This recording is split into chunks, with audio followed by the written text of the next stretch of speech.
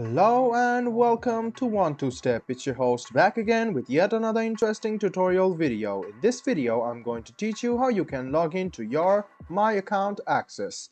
Go ahead and open your Chrome or Edge browser on your PC and go to the Google search bar to search for My Account Access. Click on the first link which appears on your screen.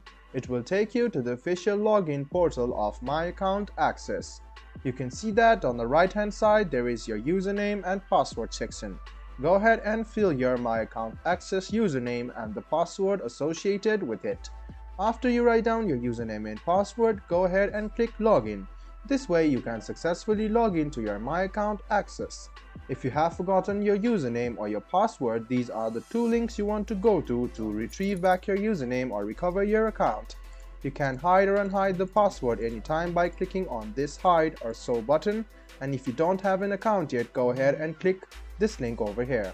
I hope this video was helpful for you. If you still have any kind of confusion, please do mention us on the comment section down below. Like the video, subscribe to the channel, and do hit the bell button for more. Hope to see you in the next video as well. Until then, goodbye, take care, and make sure you enjoy.